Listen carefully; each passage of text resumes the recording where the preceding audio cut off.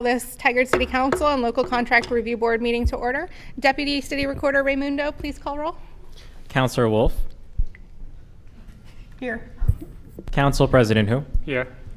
Mayor Lube. Here. Youth Councilor Vogel. Here. Councilor Shah.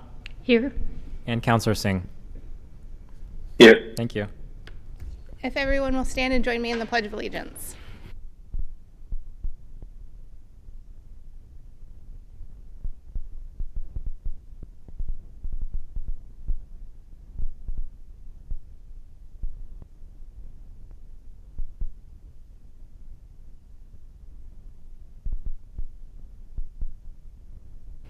Council or city teammates, any non-agenda items this evening?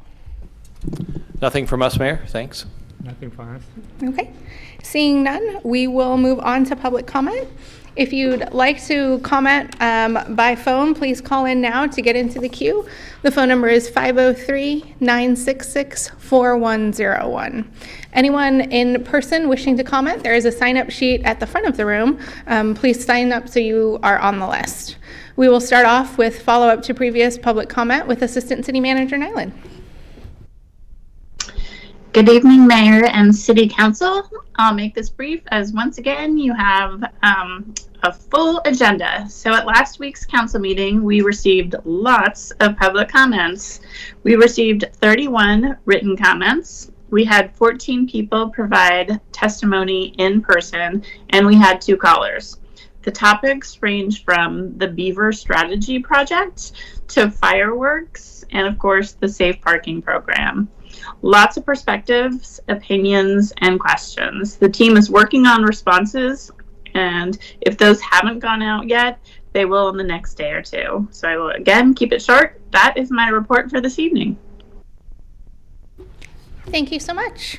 Next on the agenda is the Tigard Area Chamber of Commerce with the Chamber Board Chair of the Chamber Board of Directors Chair, Tom Engel. Welcome, Mr. Engel. Hello. Good evening, everybody. I regret to inform you that there will be no discussion of turkeys or togas tonight, so we'll just get right to the agenda here. Just some highlights from the report that you have in front of you. We've switched our Government Affairs and Public Policy Committee format to be online just so that we can be more accessible to a wider range of interested parties. Earlier this month, Representative Bowman put together a listening session for us, which we greatly appreciate. And if any of you are interested in such an opportunity, we would love to hear from you as well. Scholarship program, the high school seniors in 223 and 224. Please apply. Deadline is coming up at the end of this month. More information on the website. The Sustainability Fund. I got a quick update from Megan. 2 completed applications in so far. We've got several applications in flight but not submitted, and dozens of calls and emails so far. So we are getting good traction there and should be able to provide another update during our next update to you next month. Shining Stars, for those of you who do not have your tickets yet, we are eagerly awaiting your presence. 50th anniversary, please get that on your calendar. Deadline for nominations for various awards is March 15th. It is, as many of you know, just a great celebration of what's going right in the community. So I encourage you to come along and just celebrate some of the good things going on in Tigard. The Farmers Market 33rd season coming up. Sponsorships are still available. If you know anyone who wants to be a day of market assistant, someone who just has a lot of stuff together and generally loves that atmosphere, please give Megan a call. Bolorama would still love to see your presence, hint, hint, team. I don't know if there are spots left for a team, but boy, couldn't you just see a city councilor bowling on behalf of the chamber? That would be great. Shining Stars we had mentioned before. And finally, the last thing, Megan wanted me to thank the city for being allowed to be a guest for the Talking Tigard podcast, which is apparently dropping tonight. She had a lot of fun, and we appreciate the opportunity to just engage. And I guess that's about it. Any questions? Any questions? All right, seeing none. Deputy City Recorder Raimundo, can we make sure that Counselor Singh gets a copy of what we have on paper? Yes. Thank you. I blame myself for leaving half the copies on my copier, so. No, he's remote today. Oh, that's right. Okay. And so I just want to make sure that anything that we receive here, he also has an opportunity to read. Okay, Thank you, Mr. Engel. thank you. Next item on the agenda is the Tigard High School Student Envoy with Julie Hernandez Botello, who will report on the Tigard High events. Hello. Welcome. Okay. Hi, City Council. It's so good to see you in person after a while. There's a lot futuristically looking for Tigard High School. In terms of leadership class, a lot of senior activities have been starting, including our senior sweatshirt competition. So we're allowing a lot of our senior art students create a design for our sweatshirts. So that has started, which is due March 1st. And also our senior slideshow has started, and just graduation and speakers and all that messy stuff has been starting. As well as we officially started our Unity Week prep. Voices auditions were last year. Actually, I should explain what Unity Week is, just in case. It's basically just a week where students come together to unify and talk about cultures and explaining what equity versus equality is, and assumptions and stereotypes. So our Voices Assembly is where students can speak about experiences they've had, and they can stay anonymous or not, which is a really good opportunity for students to be able to just be heard by the student body, as well as a cultural assembly, and a lot of affinity clubs come together and do performances. So it's super nice, which will be April 15th to the 19th, which is a few months away, but it's a lot of work that needs a lot of prep. So I just wanted to tell you guys it started. Kindness Week is currently right now, February 12th to the 16th. And a lot of things have been happening within leadership with that. We've done free roses. Well, we're doing free roses, raffles, and much more by stud. Our prom is officially on April 27th. Sorry, there's a lot on here. And Winterfest is this Friday, so if you guys have any middle schoolers and you guys would like to come, you should totally come. There's been a lot of senior nights within sports, like swim, wrestling, and our girls and boys basketball will have a busy week. They actually have a game today at 7:45 p.m. and Thursday and Friday. And spring sports are starting as well, including myself, Go Girls Tennis. In terms of service, clubs like NHS and Service Club have been working with elementary schools. They've been doing bingo nights, family dances, and STEAM nights for numerous elementary schools, and they've been helping with concessions and just connecting with the families. NHS is actually helping staff with their yard work, which is super funny, but very helpful for staff during March. And Service Club members are helping TTSD foundations to raise money for schools by calling community members. In terms of arts, February 15th, Tigard is hosting a new concert called Concerto de Amor, so basically concert of love, and featuring soloists singing about love. And that's a lot of student involvement, and if you guys would like to, you can totally come. And also Yearbook is wrapping up their 2024 yearbooks, so that's super fun. That's all that's going on with Tigard High School. Thank you so much for having me. That's all. It just sounds like a lot. And it is crazy to think about all the end of the year sort of stuff, but it makes absolute sense. I mean, it's halfway through February. We blink and it's going to be over. Are there any questions? No? Yeah, Council President Hu. Yeah, I went to the Japan night last Friday and it was very well attended. But I heard that high schools stopped offering the Japanese language program to freshmen. So that made me a little concerned. Do you have any more information on if the school is planning to start that, or do they plan to stop the program? Do you know anything about it? As a program, do you mean like Japanese classes? Yeah. I'm unsure, but I've heard that it'll stop. Like it stopped at freshmen for some reason. Definitely next time I'll come with more information for you. But I've just heard that the teaching is going to stop due to Okay. staff, I think, but Okay. All right. Thank you. sad to hear. I know a lot of the Japanese students and the freshmen are sad about it as well. Thank you so much for being here. Have a wonderful rest of your night. Thank you. The next item is the police chief and police department update with Tigard Police Chief McDonald. Welcome.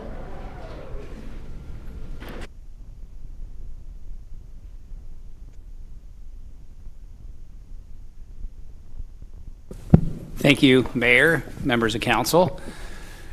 Jamie McDonald from the Police Department, and I have a couple of slides that I wanted to highlight this month. And first, I'd like to thank the council and the mayor for the input that you provided for some updates that we can do to the monthly dashboard. So we'll talk about a couple of those things. The first one that I wanted to highlight tonight was going back to some of the conversation that we talked about last week. Council President Hu brought up the question about shift staffing and minimum staffing. And so on the slide that you see there, it highlights the number of days that we were at minimum staffing. And when we say below minimum staffing, that means that maybe we had to pay overtime to get to that minimum staffing. So we will always have that minimum number of officers on the street. We may have to pay overtime sometimes to do that. So those are the figures where we were at or below minimum staffing. And then the lower column is when we had 5 or more officers working. And the reason that number is important is because we divide the city up into 5 different districts for the purposes of balancing out call load. So some districts are smaller than others. So for instance, the 5 district, what we call, includes Fred Meyer and Washington Square. As you can imagine, that's a call-intensive district. It's the smallest geographically. Our 3 district is the largest geographically, and it includes very much residential. It's more in our southwest part of the city, includes places like River Terrace, Bull Mountain, things like that. And it's the largest geographically, but our lowest call volume district. So we try and balance those areas. But that's what that slide shows you, is the number of days where we are actually at that level of having an officer in each district and which shift we actually had those on. And the important thing there is showing the swing shift detail. That's our busiest shift by call volume, almost without fail. And that's afternoon. So they start at 2 o'clock in the afternoon, work till midnight, and that's what that shift covers. The next slide is a new slide. This was, Mayor, thank you for your recommendation on this. And then Councilor Singh, Councilor Hu, also thank you for your input on some of this data, these data points. So this slide tells a story of the calls for service that we received in the month of January. Inside of each of those rings is a generalized location within the city, and that shows you the number of calls for service in that generalized location. Now, to Councilor Singh and Council President Hu's point with when I was requesting some information, we do have some information on the website that can help to drill down some more of this information. The unfortunate thing is it's not very easy to get to, and we're working on that. I knew what I was looking for, and I had a hard time finding it myself. So it would not be easy for the community to find. We're gonna fix that. And we're working on seeing if we can get to more of that granular data or try and drill down into that and see if that's something we can actually provide. It's challenging in that we switched a few years ago to a new mapping system with our GIS folks. They're the ones that help us to administer these types of maps. And believe it or not, it became more difficult for us to extract the data and get the more granular information. So we're going to work on it, see what we can come up with.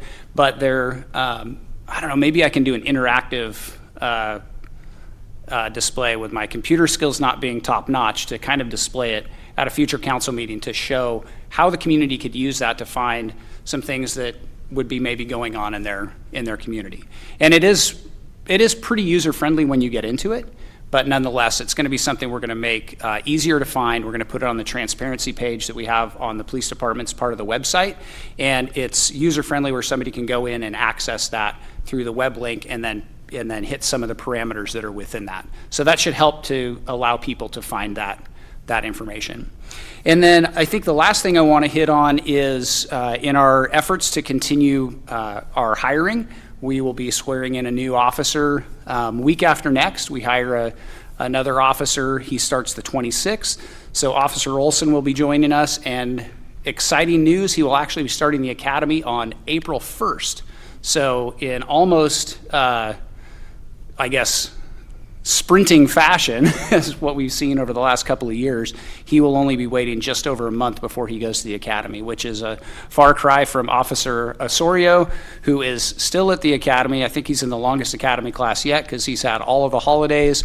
They had time off for the ice storm. He's off next week for the President's Day holiday again, and he will graduate, I think, just before Officer Olson almost, because he's been in for so long. He started in November, and he graduates at the end of March. But so that's very exciting news. We've got yet another officer going, and that the wait, like compared to Officer Osorio, he waited 7 months to go to the academy. Officer Olson is only going to wait a month before he goes. So very good news on that front. And if there's any questions, I'd be happy to answer those. Thank you. I think this heat map is really fascinating to be able to sort of drill down and have an understanding. I mean, so for those who maybe can't see because it's very small, the target areas are really along 99, and a big spot is Washington Square and the Tiger Triangle. Does that feel like an accurate statement I'm making? And so I think it's just also really interesting. And when the chief showed it to me, I was like, the new area in River Terrace, like what's going on over there? Like, that's really interesting. Well, come to find out, it's probably thefts from building materials, right? Yes. So Yeah. this brings up different questions, and it tells a different kind of story about the patterns going on in our community. And I think it's just really going to be interesting to look at month over month to understand the different things going on in our community. So thanks for doing that. Absolutely, my pleasure. Have we passed along our gratitude to the state legislature for putting those extra trainings together to help get everything caught up? I think, we worked them really hard, and we're very vocal about asking for it. And so I think it's really important that we also say thank you and that it's made a difference. Yes, I'll pass that on. And I had an opportunity to meet about a month ago with the DPSST, the Academy Director, and he was talking about their plan that they have down there for getting things back on track. And so they're running 60-person Academy classes, which is rather unique. 40 people is the normal size. So they're splitting them up. They're doing like a day shift, swing shift setup, which is unique to Oregon's Academy. It's the first time they've done that. And that in just 3 classes has helped to take the wait from 7 months down to 1 month. So it's remarkable, really. So yes, when I'm talking with our legislators, I will express the gratitude. I did tell the DPSST director, thank you very much. That makes a huge difference for us in getting people hired and getting people into the academy. So yes, I will do that. Yeah, no, City Manager Reimer, maybe that's something we should also send from the council, just as a thank you, because it's making a difference on the ground, which I think is important to acknowledge. Any questions? Yeah, Councilor Shaw. You inspired a question, Mayor. With regards to this chart, is there an equal chart that shows kind of the general calls in that area? Because if we do look at, it looks like probably a lot of retail because it's along 99, Washington Square, but is that the case, or? Yeah, so I don't want to put you through too much work, but sure. No, in categorically- the mapping that I was mentioning that is Yeah. available on the website, we actually can drill down into the types of calls, whether it's a person crime, a property crime, a societal crime. So we actually the user can go in and click on each of those, and then you can get down. It doesn't go down to the actual address, but it gets down into like within say several houses that would be able to show you that there were 4 or 5 calls in that area, that they were property calls, or they were persons calls, or a societal call of some sort. So that does have that availability. And what I will do is I'll send the link out to the council so you can kind of play with it and see what that looks like, and then maybe we can display it, like I said, in a future council meeting for the community as well. But we are going to upgrade that and put it on our transparency page, so it'll be usable by the community too. Thank you, Chief. Yeah, you bet. All right, thank you for your time. Thank you, Mayor. We will move on to written public comment. We had A bunch of comments received yesterday by noon. 2 were on the Dairy Dell Creek, 1 on Hall Boulevard, 1 on fireworks, and 35 on safe lets. In-person public comment is next. I have the sign-up sheets, and I just want a reminder, there was protocol for public comment that was there when you signed up. It, I believe, will be on the screen when you're up here. Please come on up, let us know your name, and you have 2 minutes. And then you just need to make sure that the microphone is on. So Gary Kopka, welcome, come on up. Thank you. City Council, Mayor. Yes, my name is Gary. Oh, can you turn up? Yep, just so everyone can hear. Thanks. My name is Gary Kopka, and my wife and I are homeowners in the neighborhood on off of Bull Mountain Road, and I'm here to talk about this proposed safe parking program that Christ the King Lutheran Church and Just Compassion plan to host at the bottom of Bull Mountain Road. As a concerned neighbor in the community, I can appreciate the church's compassionate desire to help those in need. However, I still don't understand how it is compassionate to allow anyone to sleep in a parking lot when safer, more stable, city-funded temporary services are already available, such as a hotel room.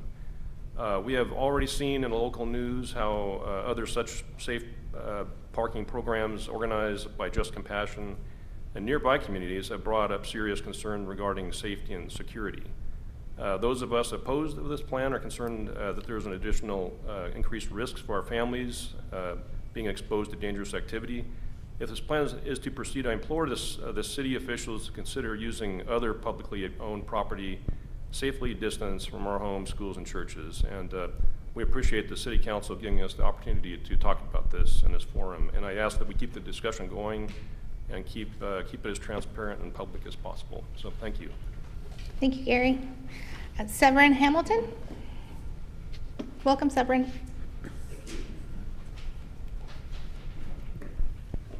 Push the button, right? Oh, it's already. Oh, it's already on, green. okay, all right.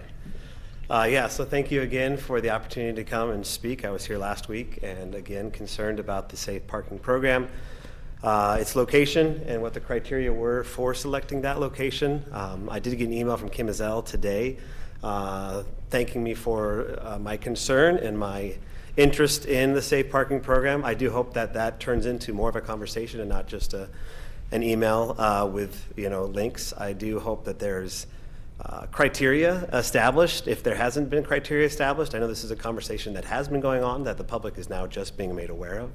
So I do hope that there's reciprocity there in the communication. And yeah, I'm not for it, for the safety of my family, for the safety of the community, for the well-being of even those that are living in their cars. I don't, again, as it was stated earlier, I don't think that's a solution. I think normalizing the behavior of living out of your home with no drug testing just exacerbates the problem. I think what's gone on in the city of Beaverton, Multnomah County, is it's the same thing. So why exacerbate the problem to the city of Tigard?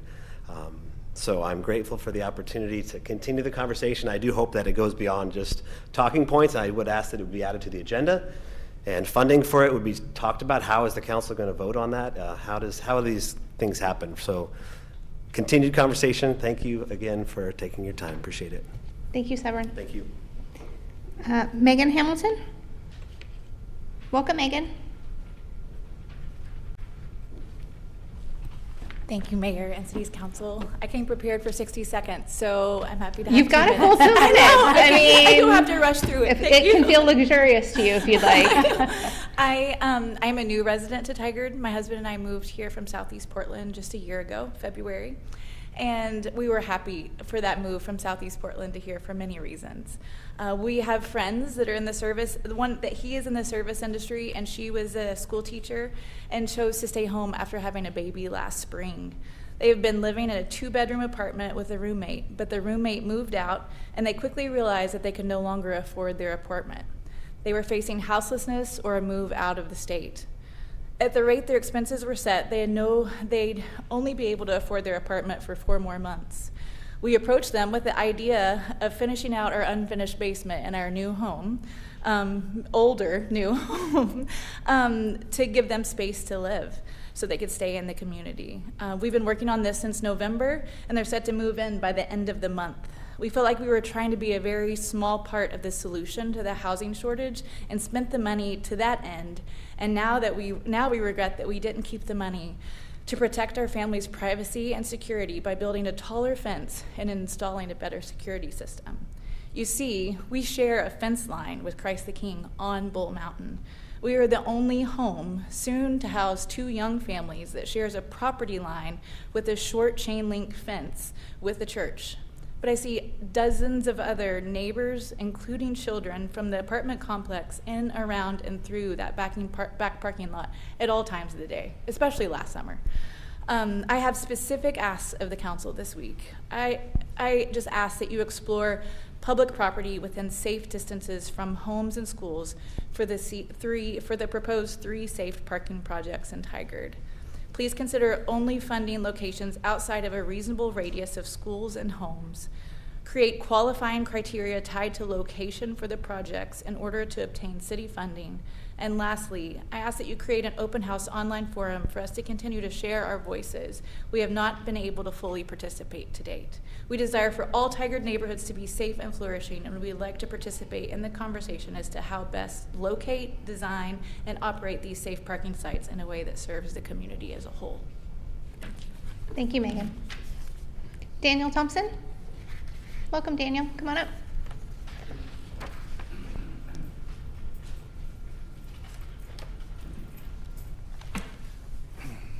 Okay, well, I'm back again. Not going to talk about the parking. I'm talking about the Hall Boulevard corridor concept. While generally I'm for improving Hall Boulevard, I do have some reservations as far as the current design and layout of the improvement for Hall Boulevard. I think the Hall Boulevard corridor concept does nothing to promote a multimodal traffic.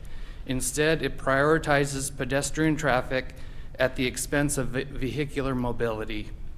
The current plan needs to be revised to be more equitable for both vehicular and pedestrian traffic. Until vehicular traffic is more comprehensively addressed, pedestrian traffic will always be at risk.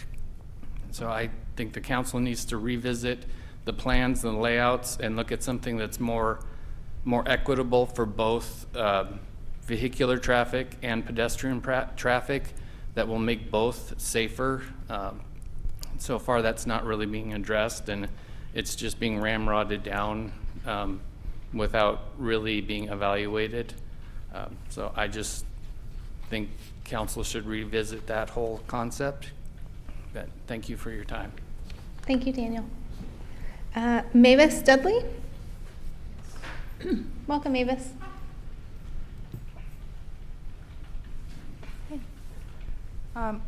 Hey, dear City Council member, thank you for giving me the opportunity to express my concern about the proposed safe parking program that is proposed by Just Compassion and Christ the King Lutheran Church. While I wholeheartedly support the effort to aid our homeless neighborhood and get them off the street, I do have a few concerns for the following reason. Number one, the parking lot in question is currently utilized by the preschool, which has about 30 preschoolers, right across from a marijuana store and a school about a mile away, where my 2 boys go to the elementary school. And it's in close proximity to many residents. So the absence of drug test, both drug tests for the program applicants and round-the-clock security on site is deeply troubling to me. I believe it is reasonable for the city funding to be tied to a location security criteria that ensures such projects are distanced from school and a residential area. Number two, as a real estate professional, I'm actually aware of the potential for the property value to be affected by the proximity of homeless sites or shelters. This is a key factor in a lot of areas, for instance, Southeast Portland and downtown Portland. As a proud resident of Tigard, I'm concerned about the potential impact this is on our community residential value. For this reason, I respectfully request the council to consider adapting a qualifying criteria for project seeking city funding. Number 3, the current proposal location, I don't think it is ideal for the safe parking program anymore. I believe I read that most of the locations are non-disclosed just for the safety of the person who is going to participate in the program.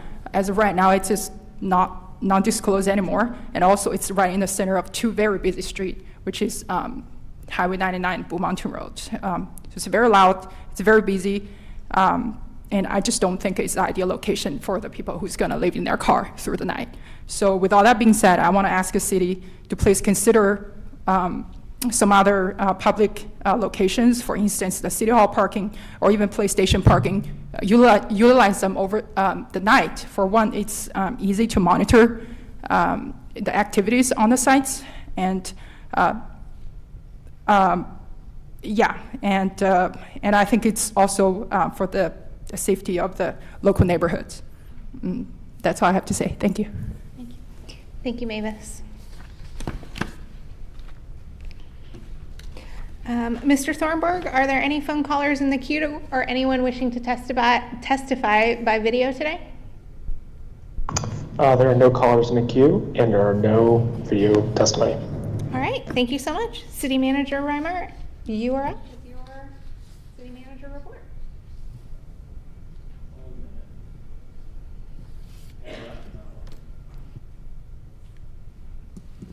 All right, well, thank you, Mayor. Thanks for your patience. Good evening, Mayor, members of the council, members of the community, and my teammates that are here.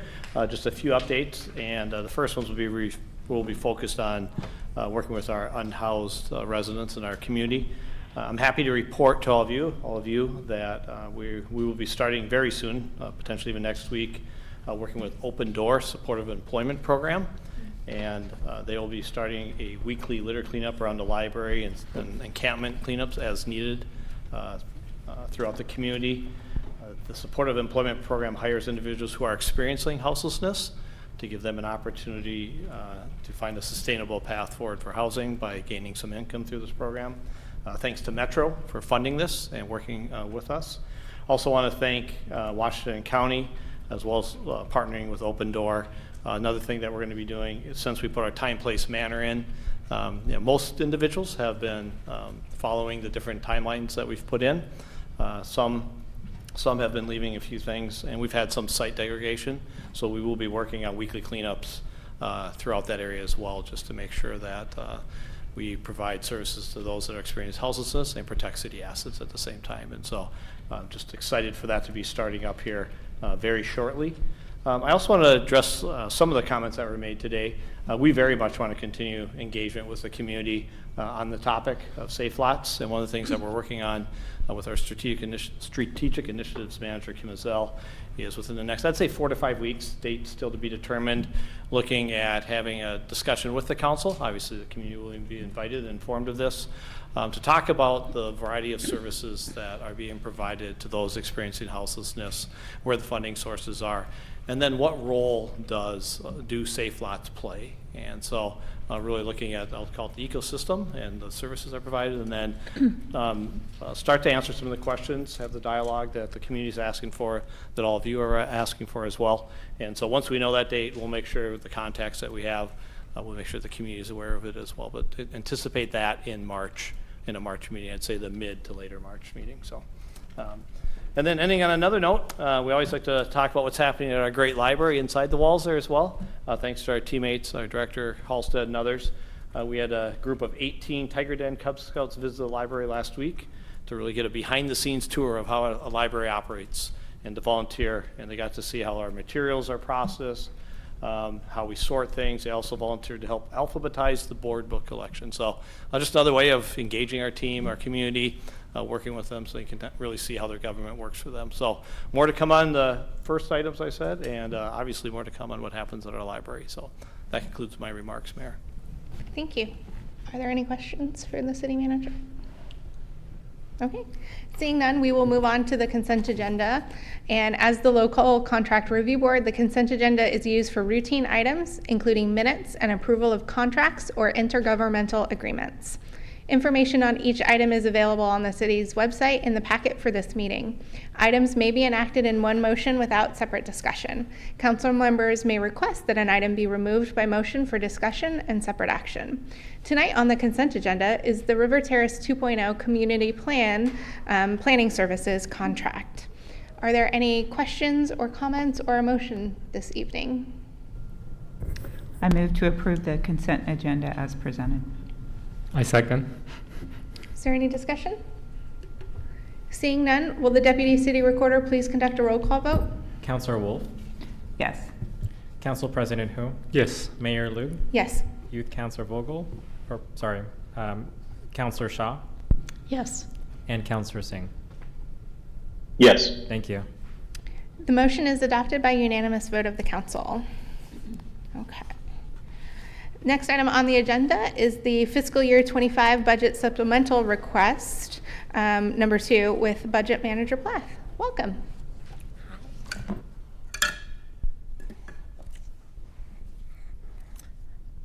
So, good evening, Mayor and Councilors. That one's next. So tonight I bring you supplemental request number 2. Previously, we came forth with the Q1 supplemental request with our carry forwards, and tonight we're coming to you with 2 items. Both items you have recently discussed. One of the items being the electric mobility and curbside management strategy, and that is a grant-funded or partially grant-funded program in connection with the Oregon Department of Land Conservation and Development. The city's portion of that is $56,650, with a portion being matched from that partnership with ODOT and Land Conservation of $110,000. So that is an increase in our budget of $166,650. And on that Exhibit A, you'll see that in 2 different places because it will be coming from 2 different funds. So the $110,000 that will then get the revenue to offset that will come out of our general fund, and then the other portion will come out of our transportation TNC fund. And then the other item that we're bringing forth is the 4th of July drone display, which that came to you at the last council meeting. And so we're asking for $80,000 for that one. And that will be paid out of our general fund, but actually be funded by transient lodging tax. And so if you're looking at Exhibit A, it looks like it's larger by an extra $80,000 because it's the transfer into the general fund out of that lodging, but it is not $160,000 that we're asking for. It's just the $80,000 to fund that. Fund accounting is messy, even Right? for those of us who. Councilor Wolf has excellent questions, also being a finance person, trying to make sense of what you send us. Are there questions or comments regarding these 2 requests? I would just like to say that, I think the drone started off as kind of a fun idea to see if it would work. And I have been honestly pleasantly surprised at the amount of community members who are absolutely excited about this. I know there are individuals who are frustrated, I think who will always be frustrated and want to see fireworks, but the majority of community members seem to be really excited about this. So I feel good about that decision. So. Is there a motion? Mayor, I move to approve resolution number 24-04. I second. Is there any discussion? Seeing none, will the Deputy City Recorder read the number and title of the resolution? Resolution number 24-04, a resolution to adopt the fiscal year 2024-2 budget supplemental. Will the Deputy City Recorder please conduct a roll call vote? Councilor Wolf, Yes. Council President Hu, Yes. Mayor Lu, Yes. Councilor Shaw, Yes. and Councilor Singh. Yes. Thank you. The motion is adopted by unanimous vote of the council. We will move on to the budget supplemental process discussion, also with Budget Manager Plath. Welcome back. Thank you. Okay. So this will be the slideshow. process. Eric, do you mind? There you go. Thank you. Okay. So as you mentioned, we're going to talk about our budget supplemental process, which I just did one, so very fresh in our minds. Next slide, please. So the current overview of our budget supplemental process is typically that we have brought forth supplementals on a timed quarterly basis. With our Q1 being the largest, that includes carry forwards, things that were not finished in the previous year or things that came up after we had done the adoption of the budget. Sorry, I had to look at this. So it's typically a large number that we bring to you. We're only bringing you 2 tonight, but I'll explain that in just our next slide here. So we're looking at doing a new process. Quarter 1 would remain the same. It would still be a fairly large budget supplemental. We would still be bringing forth any carry forward items, anything that didn't get expended in the previous year, or the new items that come up that were unknown at the time that we adopted the budget. But moving forward, we are looking at changing all of the other quarters to be more of an ad hoc process. So as we presented tonight, both of those items you've heard about recently in council meetings. They've come to you from the departments. They've come to talk to you about them.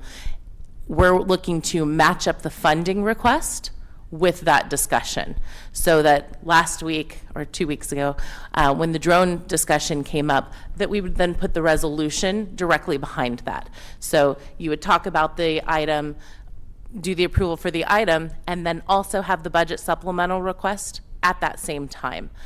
What that will do is, one, it will span out the amount of things that we're bringing to you so that we're not bringing a lot at once. And it will also give you fiscal transparency to see the actual budgetary impact as you're looking at the discussion item. So next slide on that. I kind of already said that. So the agenda items will include both the departmental action and the budgetary supplement, along with a resolution. It will be faster implementation and transparency, which I just said.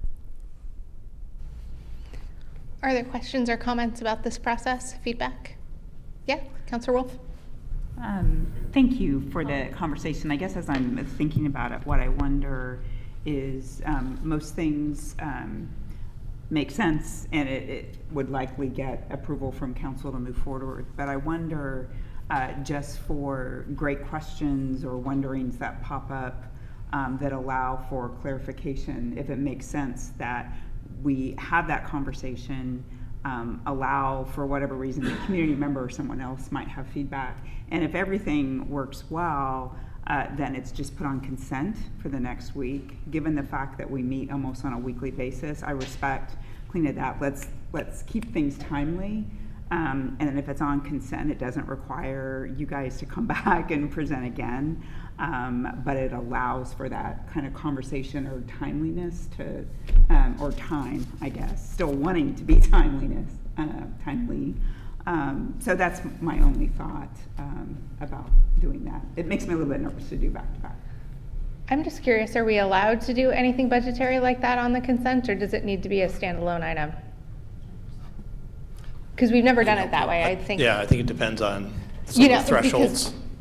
So, if I can jump into the thoughts that were just shared by Councilor Wolf, this is a best practice we're bringing forward, where you bring both together. Mm-hmm. And like you said, the majority of them, and one of the things hopefully the council has noticed, for those of you who've been here for a while, the number of supplementals that you're seeing throughout the year is shrinking considerably, besides quarter 1, because a lot of it's CIP or capital improvement project heavy, as we're carrying the dollars forward to complete our major projects. But we've really worked hard as an organization to rely on our budget process, and then at times, like the drone example, where we'd come forward. So one thing is we're trying to reduce them. And then 2, Councilor, my suggestion would be, if the council's open to continue with this, and then during those times where that may be the occasion, then we could obviously move that to the next meeting to bring any clarifications or anything you need. So our recommendation is just based on trying to follow some of the best practices that we've used in other organizations. I don't have issue with that, and I think, I don't know that I get to say that I'm a newbie a year later, but I didn't realize that. I mean, it's interesting to me, the contracts that we approve on consent at a very high dollar value, but an accounting transaction, which is very important, can't be done on consent. So that's just kind of my aha of an oddity, in my opinion, but all good. Well, I think that they're technically different because we've already allocated the amounts for contracts in the budget, where this is a completely separate budget item. And when they come to us, they have to hit a certain threshold in order to, the city manager has authority up to $200,000. I'm looking at city attorney. I think it's $200,000 to sign contracts that have already been agreed upon in the budget process. So yeah, it seems really wonky when like $1 million contracts go by, but we need to talk about $80,000. That's just because, yeah, one's been allocated in the budget and one is a brand new topic. But I would say, I think I feel comfortable that if we're having a robust conversation and we feel like we don't have enough time, that we can say, we will move this to next week and reshuffle the agenda if needed. I have no doubt that all of you would speak loudly if you were not quite ready to vote. And I would hope that would happen in the future. Councilor Shaw? Thank you, Mayor. I concur with Councilor Wolf. The ad hoc gets me a little jittery, but I appreciate City Manager Reimer's approach of if there is further discussion that needs to be had, that we can carry it to the next meeting. So that suffices my concern. And to kind of address some of the issues with the ad hoc, it will still include the financial information, like what budget it's coming from. We are still following Oregon budget law, actually a little closer, in making sure that we're publicizing. And that's part of the reason that it needs to come before you, is if it goes over 10%, like with this one here, we did not have any funds budgeted to be spent out of the TNC fund. So it is definitely over a 10% increase in there because we're going from 0 to 56,650. And so it's not a large amount at all. But when you're going from not having any allocation in that fund to something now, we had to publicize that, so it has to be printed out in the local paper. We have certain requirements for that to then bring it forth to you, because it's not a very large amount, but we weren't using that fund this year. And then we had the opportunity to use this for this project. Yeah, and I want to be clear that I understood in terms of the requirements of when you hit the 10% and it has to come in front. But I guess, and bad on me on whether that can be placed on consent versus a conversation action item. It's considered a public hearing when we have to publicize it and allow for public comment. So I would have to look into the consent. Yeah.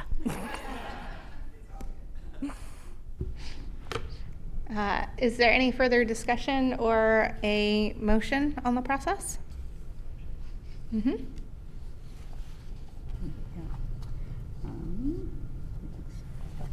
Okay, Mayor, I move to approve the proposed process for budget supplemental requests. I'll second the motion. It's been moved and seconded. Is there any discussion? Seeing none, will the city recorder please conduct a roll call vote, starting with Youth Councilor Vogel for an advisory vote? Youth Councilor Vogel? Yes. Councilor Wolf? Yes. Council President Hu? Yes. Mayor Lu? Yes. Councilor Shaw? Yes. And Councilor Singh? Yes. Thank you. The motion is adopted by unanimous vote of the council. Thank you, everyone. Moving on, the next item on the agenda is the renewal levy, the second discussion of ballot title and referral with City Attorney Rojala. Good evening, Council. As mentioned, this is the second discussion, potentially the last, of the ballot titles for your two measures tonight. The first one for consideration is the renewal levy. At the last meeting, we discussed the one change in the summary, in the second sentence, adding minimum patrol staffing. That word was incorporated. Everything else should be as Council discussed. So I'm happy to answer any questions or would look for your action on this item tonight to actually adopt the ballot title, start the ballot title challenge process, and get this on its way to the May ballot. I know we've had lots of extensive discussion and open if we want to continue to have more discussion. Is there any, yeah? No? No? Would anyone like to make a motion then? I move to approve resolution number 24-05. I'll second the motion. Is there any discussion? Seeing none, will the Deputy City Recorder read the number and title of the resolution? Resolution number 24-05, a resolution approving referral to the electors of the City of Tigard at the May 21st, 2024 primary election, the question of whether to renew the public safety local option levy. Thank you. Will the City Recorder please conduct a roll call vote, starting with Youth Councilor Vogel for an advisory vote? Youth Councilor Vogel? Yes. Councilor Wolf? Yes. Council President Hu? Yes. Mayor Lube? Yes. Councilor Shaw? Yes. And Councilor Singh? No. Thank you. The motion is adopted by a 4-1 vote of the City Council. Thank you, everyone. Moving on to the Charter Amendment, the second discussion of ballot title and referral. City Attorney Warhala, welcome back. Thank you, Council. Same question for this item. At the last council meeting, the discussion really focused on the proposal about when a charter initiative could be placed on the ballot. We discussed last time that the City of Gresham has a 60% requirement that any voter-initiated measure has to receive a 60% majority. In a coincidental turn of events, the Gresham City Charter review process is currently recommending removing that provision from its charter based on the lack of ability to get measures on the ballot, or for measures to pass on the ballot. So because of the reliance that council put last time on the comparison with Gresham, we have gone ahead and taken that provision out of our proposed charter before you tonight. So right now the requirement would be only that a voter-initiated measure would have to be on a primary or general election, which would be the May or November election of an even-numbered year. So the 60% threshold was taken out. The proposed language in the ballot title last time, we discussed the bullet raising the threshold for future charter changes by initiative. That is left in the proposal before you tonight because the requirement that it be at a primary or general is an increased threshold. But if council feels that there's a different or better way to explain that, certainly open to change that language as well. And again, as we discussed last time, we also have the explanatory statement, which is 500 words, so we have quite a bit more leeway to explain these topics further. So with that, I can answer any questions. Council President Hu. Thank you, Mayor. Thank you, City Attorney. In light of the fact that we're removing the 60% threshold, I think for the third bullet point, I feel comfortable if we just don't have the third bullet point. I don't know how other City Council members feel. I concur. Anyone opposed and would prefer to leave that line in? Well, I guess my only thinking on that, and I'll look to the city attorney as well, is that, and maybe the thought is it doesn't elevate the threshold, but we are changing it, and I just thought that it brought that to the attention, that hopefully the explanatory statement, again, digs into that, but I also feel like it kind of boom, boom, boom, here are some things to think about, and hopefully voters go the other way. I mean, it's not a hill I'm going to die on for it, but I just thought it flagged something different. But I guess I'd like to hear others. Councilor Shaw. Yeah, thank you, and thank you for the research and the fortuitous timing of the City of Gresham to be changing there, and also to Council President Hu for raising the issue. I too recognize that it does change and it does raise the threshold to City Attorney Warhala, your comment. So I would be fine with leaving it in, but again, too, it's not something that you know, I'd like this to move forward, so if for consensus purpose we remove it, that's fine, but my preference was that we keep it in. I think for me, threshold feels like a percentage sort of a thing, rather than requiring it on a specific election cycle. I think it does change the requirements, but I don't know that it raises the threshold. And maybe that's me getting super technical, but I think when raising the threshold, that would certainly flag it, like, yeah, so for me, threshold doesn't feel like the correct description for what we're doing. I'm happy if we want to wordsmith, but for me, it feels misleading. Youth Councilor Vogel? Yeah, I think looking it over, I saw Council President Hu's ideas and thinking just with a little bit of clarity, maybe taking that out, just keeping it simple, but I also do see the other ideas. I'm kind of same. I could kind of go either way, and I see both, but no specific feelings. Councilor Singh? I'm indifferent. Thanks. Excellent. So if there's more indifferent, and I think some indifferent, some people preferring to take it out, does it feel like taking it out is the least? Okay. I will try to make a motion then. Okay. All right. So I move to approve resolution number 24-06 with the amendment of raising third bullet point of in the ballot title, raising the threshold for future charter change by initiative. I'll second the motion. Is there any discussion? Seeing none, will the city recorder read the number and title of the resolution? Resolution number 24-06, a resolution approving referral to the electors of the city of Tigard at the May 21st, 2024 primary election, the question of whether to adopt a new city charter. Will the Deputy City Recorder please conduct a roll call vote, starting with Youth Councilor Vogel for an advisory vote? Youth Councilor Vogel? Yes. Councilor Wolf? Yes. Council President Hu? Yes. Mayor Lube? Yes. Councilor Shah? Yes. And Councilor Singh? Yes. Thank you. The motion is adopted by unanimous vote of the council.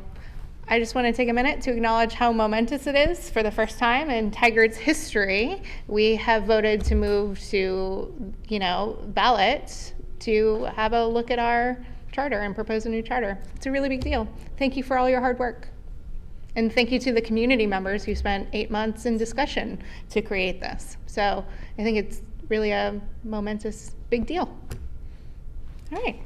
We will move on to the Hall Boulevard Corridor Concept Final Report, and we have Principal Transportation Planner Roth to present the item. Welcome, Mr. Roth.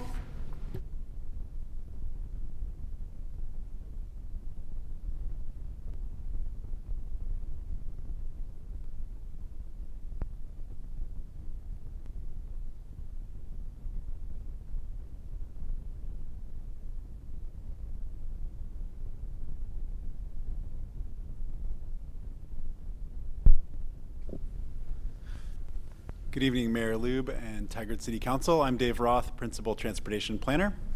Tonight I'm here to present on the final Hall Corridor Visioning Concept Design Report and also be seeking a resolution to adopt the report. Before I get started though, I want to just talk briefly about the memo that I sent earlier today. Jesse sent that out to you all. Hopefully you had a chance to look at that. The memo includes 4 very minor changes to the report from the report that you saw in your packet to the one that was shared with you today, and I'll just go through those quickly. So number 1 is we updated the month and year on the cover of the report from January 2024 to February 2024 to reflect when we're here tonight. We added the date of anticipated adoption, which is today, February 13th, 2024, to the acknowledgements section on page 2. Corrected a typo on page 26. And then on page 34, added a 6th bullet that says, during detailed design and engineering phases, study alternative intersection treatments such as roundabouts at all signalized intersections to prioritize safety and traffic flow for all modes. This was an ask from a community member who's also a traffic engineer with decades of experience in the Portland metro region, who's been following the process throughout, and we thought this was a good suggestion just to keep all options on the table for when we get to detailed design and engineering. So that's the summary of the changes that you'll see. So we can go ahead and begin the presentation here. Tonight's council meeting marks an important milestone in the lengthy process to secure state funding that would enable the transfer of Southwest Hall Boulevard from the state to the city, and more importantly, to enable critical and long deferred repairs and safety improvements to Southwest Hall Boulevard within Tigard. We set out on this journey in late 2019 by commissioning a state of good repair study, and upon completion of that study, we initiated a dialogue with the Oregon Department of Transportation. That dialogue soon progressed to a shared work plan that's documented within a memorandum of understanding between the two agencies, with the express goal of securing funding to complete the jurisdictional transfer from ODOT to the city. In the time since, we made substantial progress. We've gathered and analyzed condition data about the roadway and assets. We've had success in securing funding for incremental improvements, and I'll cover those in a later slide. We've been building a city and community campaign around the needs on Hall Boulevard. We've partnered with our state elected officials to elevate Hall. We saw passage of HB 2793, which again I'll talk about a little bit later. And finally, why we're here tonight is we've engaged the community in a values and needs-based conversation about the future vision for Hall Boulevard. Next slide. So tonight, I'm going to cover the Hall Boulevard vision. What is it? Implementation of the vision. What does that look like? The jurisdictional transfer process, as we know it now, it's been evolving. Next steps, and then finally our staff recommendation. Next slide. So the Hall Boulevard Corridor Vision Concept Design Report, the CDR, captures the results of a year-long process in which our consultant team and city teammates engaged the community in a robust conversation around, again, the values and needs for this roadway within our community. It's a very important north-south corridor. Serves a lot of trips for multiple modes, and it's a lifeline for a community. So the vision for Hall Boulevard defines a range of needed upgrades and safety improvements required to allow residents and visitors of all ages and abilities to move throughout and across the corridor to meet their daily travel needs. Next slide. So it's a vision serving multiple goals: mobility, safety, connecting neighborhoods and places, catalyst for desired development, and ultimately a step in the process to turn a liability into an asset for the community. So in terms of mobility, as we design and invest in our transportation system, we must ensure all members of our community have the ability and freedom to travel with a mode that's suitable for whatever trip they're taking.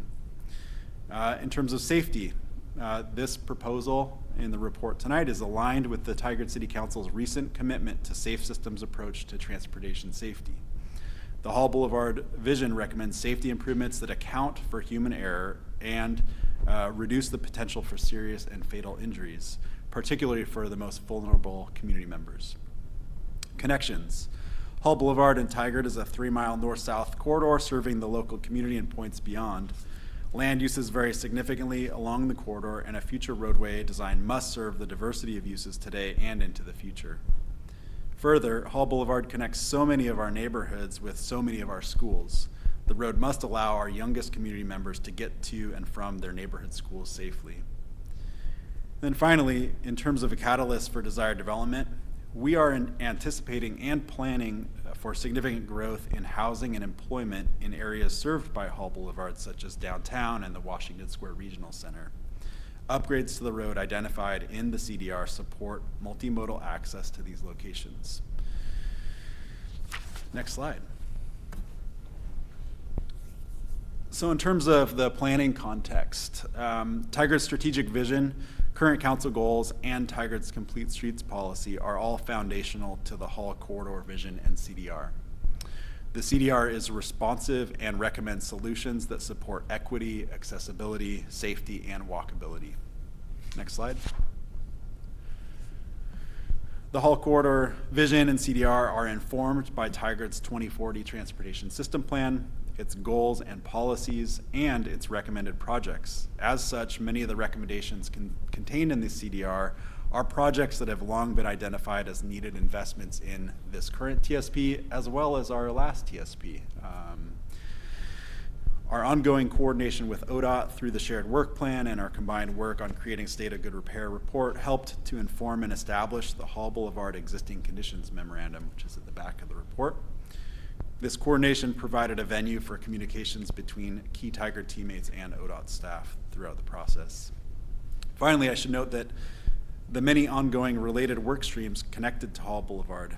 At times, this effort has felt much like an act of plate spinning, as Tigard teammates from across the organization have collaborated on advancing our shared goal of securing funding to achieve the jurisdictional transfer. The drafting and passage of HB 2793, the jurisdictional transfer bill, last session is one of those efforts, and one that the city should be proud of. And again, I'll speak more to that later. All right, next slide.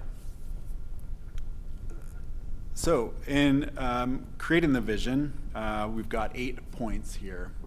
We developed an existing conditions report that consisted of reviewing existing plans and documents, establishing the project extent, which is the section of Hall Boulevard within Tigard, so Locust to Durham. Doing an equity and demographics analysis, looking at existing and planned ped bike networks, the transit context, vehicular and truck traffic, collisions and safety, key development areas, right-of-way and right-of-way constraints, and project opportunities and constraints. We conducted, and this is getting into more of the community engagement process, we conducted stakeholder interviews, open houses, and met with TTAC and Tigard City Council prior to bringing this final report to you tonight. Next slide. So this shows a timeline of creating the vision, and I'll mention here that we conducted our first round of stakeholder interviews in the fall of '22. We talked to schools and school families, partner agencies, nonprofits, and businesses in a series of 3 sessions. And we also conducted Spanish language outreach during El Tigre in 2022. The first open house was held in November of '22 and was followed by a 2-week online mapping exercise that the community could participate in. The second open house was held in April of 2023 and also included a 2-week online mapping exercise following that. During these events, I counted up all of the comments we received. I had a count of 236 comments received during those efforts. I should also note that these events don't reflect the whole picture either, because we have, as Tigard teammates, we have a lot of informal conversations about Hall Boulevard, whether it's at non-related community events with individuals. I know that our elected officials receive a lot of feedback about Hall Boulevard, and we're oftentimes redirecting that to ODOT, our partners at ODOT. But Hall Boulevard is obviously a real interest for our community, and we hear about it a lot. So I just wanted to make mention of that. Finally here, again, we met with TTAC. We shared updates throughout the process at our monthly TTAC meetings, but we had one meeting in June of '23 where the consultant team joined us and gave a very full presentation to the committee. And then in terms of City Council, we first briefed City Council in October 2020 when we wrapped up the State of Good Repair report, and then again in July of '23 when we brought you the draft CDR. Oh. And lastly, we've held multiple walking tours with elected officials, agency partners, and community members, as well as the media, where we've interacted and talked to folks about the road and the issues with the road. Next slide. So in terms of the proposed improvements within the concept design report, just kind of high level here, it's calling for a consistent cross-section throughout the corridor, largely consistent. It has 31 location-specific recommendations, and again, Not all of these are new. A lot of these are existing planned projects from our TSP, but some of them are new that we gleaned from this engagement process. And then finally, it provides guidance on implementation, an implementation strategy and segment prioritization. And that's an addition from the last time we brought this to you in July based off of your feedback to us about what does implementation look like. Next slide. So I mentioned the consistent cross-section. So this is the typical cross-section that you would see for most of the corridor. And this is 2 travel lanes with a center turn lane where possible, continuous separated bike facilities, and nice wide separated sidewalks. It calls for improved bus stops, improved lighting, pedestrian crossings throughout, as well as improved stormwater facilities. And I should note, I'm not going to go into quite as much detail this time as we did last time when the consultant was here. As you've heard some of this before, the segments have not really changed that much since we met last time. Next slide. The corridor is divided into 4 segments. You have the north, Central A, Central B, and South segments. So as a reminder, the north segment is Locust to Pacific Highway. Central A is Pacific Highway to Commercial. Central B is Commercial to O'Mara. And South is O'Mara to Durham. And again, essentially 2 travel lanes, center turn lane, separated ped and bike facilities, and a focus on multimodal throughput. So making sure that the road works for all users, regardless of how they're choosing to get around. Next slide. So other recommendations in the report include consideration of roundabouts at key intersections. And again, the rationale there is to maintain traffic flow and to improve safety outcomes. There's plenty of documented studies that show that roundabouts improve safety outcomes, similar to some of the conversations we've had around red light cameras. Roundabouts prevent the worst T-bone type crashes because you're physically not able to have a T-bone crash at intersections. So that's the safety rationale. Traffic flow keeps vehicles moving. You don't have to stop and queue up at an intersection. So that's the rationale for roundabouts. Again, implementing planned TSP projects, pedestrian crossing improvements, protected intersections, and that means making sure that people on bicycles and walking are separated from vehicular traffic through intersections as well as away from intersections. And the last one here is consideration of a 2-way shared use path between the library and downtown, just knowing that that's a really important connection and to provide the best mobility access options for people. That's one of the recommendations in the report. Next slide. So how is the vision implemented? Implementation recommendations begin on page 52 of the report. This section, again, was added in response to councilor questions from our July presentation. And I'll just read a brief excerpt here. Undertaking a project of this magnitude and complexity presents many challenges and uncertainties, especially given the numerous potential funding scenarios and evolving circumstances. So I think this is just a little note to say that where we are today is we have a concept of vision, and we're not yet at the point where we've got detailed engineering and design for the corridor. That's going to be a future step, and that's when we nail down exactly what is built on the ground. This section of the report provides insights and suggestions based on the context, so transportation equity needs, presence or lack thereof, sidewalks, crossings, lighting, available right-of-way for each segment of the 3-mile corridor. It identifies opportunities and challenges within each segment in the discussion. So it gives us something to think about as we're moving towards more detailed design and engineering. Finally, it makes some suggestions for prioritizing projects that can leverage a state of good repair investment. And that's going to be very important when we go to the state seeking funding for the jurisdictional transfer. We'll want to pair these improvements with the repair work that has to happen on the project and be strategic about it. Ultimately, the corridor improvements will occur sort of in one of three ways. So first, it's incrementally through development. So as parcels redevelop or new development is happening, they're required to do frontage improvements. And so once we have the specific plans on the books, development will be required proportionally to build out the improvements that are described here. Second, it's incrementally through completion of planned TSP and or CIP projects. So we have some CIP projects already. For example, we have a signal at Pfaffel and Hall Boulevard. That's an example of an incremental improvement that's already programmed through our CIP.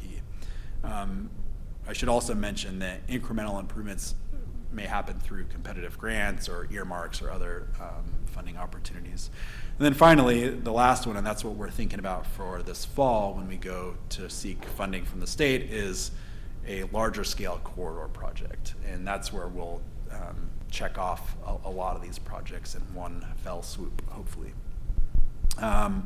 Probably worth mentioning too on that point that our expectation is that the state deliver and be in charge of managing the design work with us, partnering with them on that. So that's our approach right now. So I'm going to speak to the cost again here. So this is very high level planning cost, and it includes a 40% contingency in today's dollars.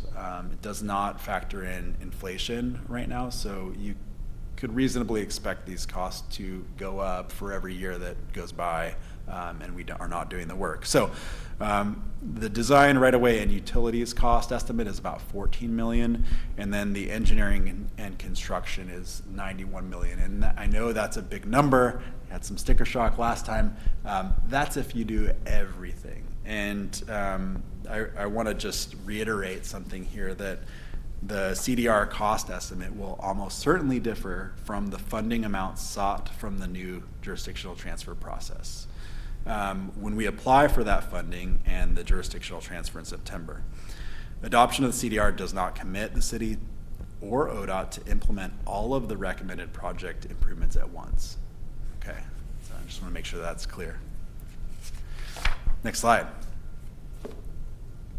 I think it's worth celebrating a little bit some of the successes that we've had to date, and I'll just say that these would not have happened had we not gelled around this issue in the community, and I think there's a real success story in here. So we've been awarded $3 million in congressionally delegated spending back in '22 for PED crossing improvements that are now, I think they're in the design phase. We'll see those relatively soon.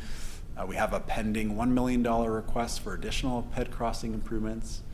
During the 2023 legislative session, we ODOT was awarded $3 million in state general funding through the omnibus spending bill to do more pedestrian safety improvements. And a lot of these are focused on crossings and sidewalk infill to the extent that we can get it done.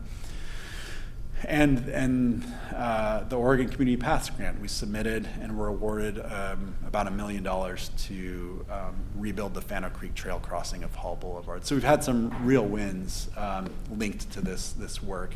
The last one here that I didn't mention is House Bill 2793, which was the JT process bill that was passed last session. And I should just give a nod to Representatives Bowman, Wood, and Neron for supporting this and making this happen. This is a big deal for us and other communities in Oregon who have this, they're facing the same problems. Hall Boulevard is not unique to the state of Oregon. A lot of cities have these old ODOT highways running through them, and they just have been neglected, and there's a lot of deferred maintenance needs on them. So this process is underway right now to determine what the application looks like for those cities that want to apply for state funding. And we do have a teammate who's on the committee who's helping form what that looks like. And so we've been tracking that really closely. What we can expect is that in September, I believe it's September 15th, the applications will be due. There will be a pre-application process and then the application submitted shortly thereafter. And one of the key elements that's written into this bill is that, and it's in the application right now, the draft application, is that the communities seeking funding need to have a community vision plan on the books. And so I think we have a really good head start by doing this work. Okay, next slide. Oh, I jumped ahead a little bit. So what did I not say? So the every other year, so every long session, the state will be required to transfer, assuming local agencies apply, the state will be required to transfer up to 3 roadways from ODOT to locals every long session. And yeah, I mentioned everything else already. Next slide. So what does adoption of the CDR accomplish? Well, it formally documents and memorializes the community-driven vision for a future Hall Boulevard, and it provides the city with clear design, direction, and preparation for future investments. And lastly, as I mentioned before, it fulfills a requirement of HB 2793 for the JT process.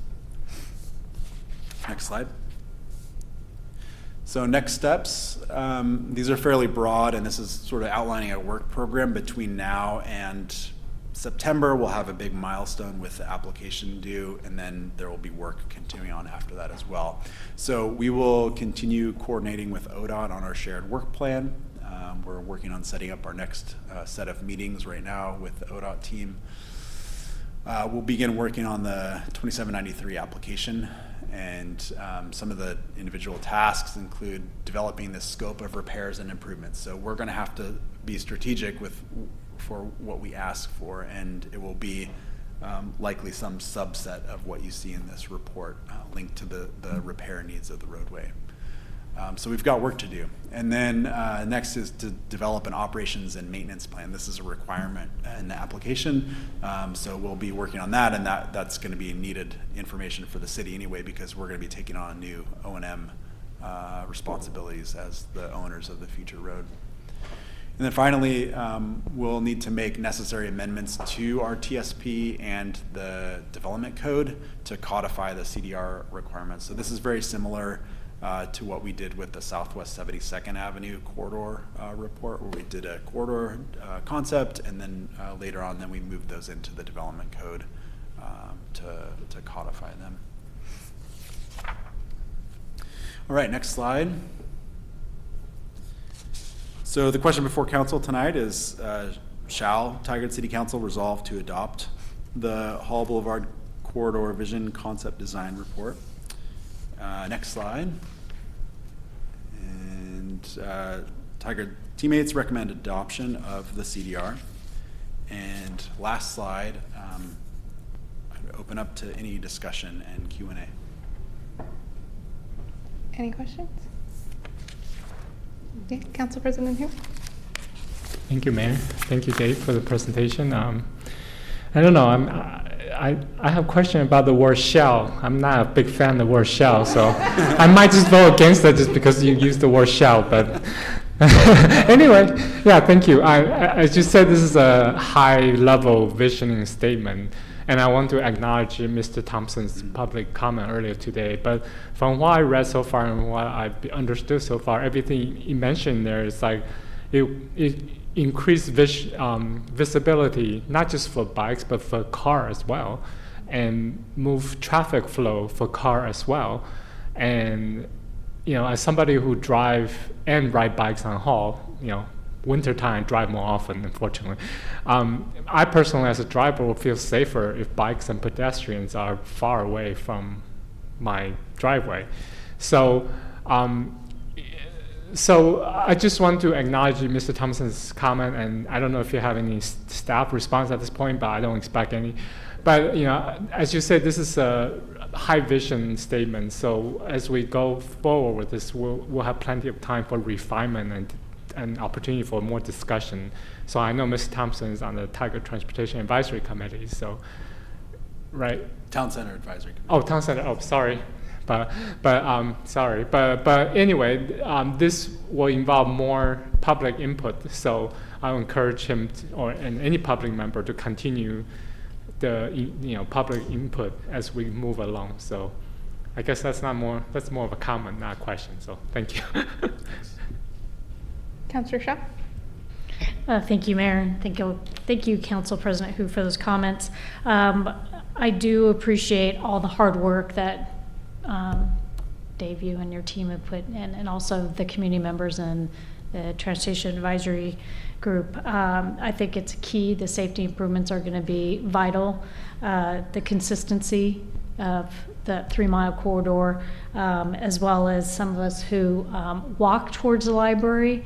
There is no good route to either walk or bike, and you actually can get close to being hit by a car if you're walking anywhere between like Sattler and Bonita towards the library. So I'm very excited about that. Glad also is going to be improved bus stops. I do have some concerns about, are the buses going to stop in the middle of the road, particularly TriMet 76? What does that do with traffic when we already have some stoppage due to trains occasionally, which I know you hear about? So just kind of noting that I do have concerns about just how we're going to manage buses, because we are encouraging folks to take those, but if it ends up we slow that route down even more than it is now, that may deter people from taking the bus. So just noting that, but I think I'm pleased to see we're here today. We can talk about future dollars, which I know we'll have robust conversations about, but I also like to thank the mayor for all her hard work, for the many walks that both she and our champions in the Senate and the House took, and their tireless work to get that jurisdictional transfer bill passed. Thank you. Thank you. Councillor Wolf? Thank you also, Dave. Very exciting, and I appreciate Councillor Shaw's comments, Mayor, about all the advocacy and the work. And I think what this reminds me of is Tigard Tualatin School District uses a smarter school spending model of what's optimal, what's adequate. And I think what concerns me, right, as we move forward and the dollars are identified, do we get to do optimal or are we doing adequate? And how does that impact safety? How does, and we'll continue those conversations. I'm sure TTAC will be very actively involved. So all in, very supportive, but eyes wide open as well. So thank you, Mayor. Shooting for optimal. Optimal, baby. Working very hard. And I think to Dave's comments, it's going to be us continuing to cobble and find multiple funding sources to get there. Youth Councillor Vogel? Yeah, so I just want to say thank you for the time and effort put in, and just for me thinking a lot about like the youth transportation factor and just making sure that and I know that lots of thought has been put into just all ages feeling comfortable and safe, and I think that this idea really promotes that, as well as just the city focus. And I also really appreciated the timeline. I think that was a great breakdown of kind of where we're going and where we're at, and I think that it's amazing. So I just want to say thank you. Councillor Singh? Thank you, Mayor. Thank you, Dave. This is incredible work you're doing. I've been thinking about, Southeast 82nd Avenue in Portland, I think is going through a similar process. And just wondering if you all are in touch with PBOT to maybe hear from them about lessons learned about, the jurisdictional transfer, or maybe ODOT is relaying that information. But, one of the things I've noticed there is that, with streetscape improvements, there can be, a lot of backlash from businesses along the corridors. Some of the restaurants along that corridor, I think on 82nd, were negatively impacted. There were a lot of factors, but I think, it was that corridor's, some of it's along the J District, which is, heavily low income and comprised of communities of color. So just wondering, I'm confident that y'all are, going to do outreach and we're going to continue this conversation, but just wondering if those conversations are happening across jurisdictions. Yeah, so definitely we're tracking what's happening with 82nd, and there's other models across the state as well that we've looked at. And we have the benefit of having a former PBOT staffer on our team here who's been involved in that particular project. So it is something we're tracking. I will say, when we get to that detailed design and engineering piece, that there will be a lot more direct engagement with affected properties along the corridor when we get down to detailed design decisions and that sort of thing. There are some differences between Hall Boulevard and 82nd Avenue.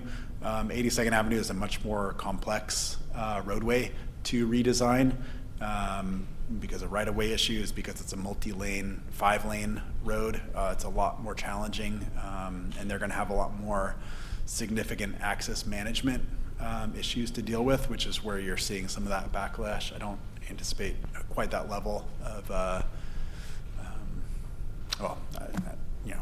we're not going to have the exact same issues on Hall Boulevard just because it's a simpler roadway. Thanks. Council President Hu? Oh, thank you, Mayor. I was thinking the same thing that Councilor Singh, so he beat me to it. And I saw an interview with a business owner on 82nd, and he claimed he lost 50% of his business after the improvements. So, but you addressed my question, so thank you. I just want to say I'm excited, and I agree with the sentiment of removing bikes and pedestrians, cyclists especially, out of the roadway. As somebody who used to spend a lot of time on my bike, intimately familiar with what it feels like when cars are kind to you and when cars deliberately are not kind to you. It's a very scary place to be. Also knowing any time that I get in a fight with a car, I will always be the one to lose. And so I think it actually, to Council President Hu's point, would make me be a more confident driver to know that cyclists aren't on the road to be aware of. I, drive Hall Boulevard every day, and we have an individual who rides their scooter every day, their electric wheelchair, and they have to ride it in the bike lane because there's nowhere safe for them, a consistent sidewalk. And that just breaks my heart, and it worries me every time, just for that individual. We talk about wanting to be one of the most walkable cities, and yet one of our main roads is not walkable at all. When I used to live closer to the library, as Councillor Shaw stated, there was no safe way for me to go a mile to get to the library or to City Hall to do any city business. And so I think this is a really important road to get to work for all users. I do also want to acknowledge we are tracking and listening to what's going on with the Portland Diamond Project, and understanding that Hall Boulevard, while we are focused up to Locust Street, continues on and will, ultimately be a part of the project and the visioning, but that doesn't stop our city from continuing to plan our part of the boulevard and make our community safer through our roads. So I just want to acknowledge that too, that we lots of questions surrounding it, and that's also something we're tracking, but it's not going to stop the work that we do. Are there any additional questions, or would somebody like to make a motion? Mayor, I move to approve resolution number 24-07. I second. Is there any discussion? Seeing none, will the Deputy City Recorder read the number and title of the resolution? Resolution number 24-07, a resolution adopting the Hall Boulevard Corridor Vision Concept Design Report. Will the Deputy City Recorder please conduct a roll call vote, starting with Youth Councilor Vogel for an advisory vote? Youth Councilor Vogel? Yes. Councilor Wolf? Yes. Council President Hu? Yes. Mayor Liu? Yes. Councilor Shah? Yes. And Councilor Singh? Yes. Thank you. Okay, the motion is adopted by unanimous vote of the council. I do want to add and appreciate I forgot to mention, Representative Bowman, Representative Neuron, and Senator Woods did write us a letter of support for this and acknowledge all of their hard work in partnering with us. So thank you for your letter. We have no non-agenda items this evening. We do have an executive session scheduled, and the Tigard City Council is entering into an executive session to consult with council concerning legal rights and duties of a public body with regard to current litigation or litigation likely to be filed under ORS 192-660-2H. All discussions are confidential, and those present may disclose nothing from the session. Representatives of the news media are allowed to attend executive sessions as provided by ORS 192-6604, but must not disclose any information discussed. No executive session may be held for the purpose of taking any final actions or making any final decisions. Executive sessions are closed to the public. The City Council will adjourn immediately after the executive session. Thank you so much. Good night, Tigard.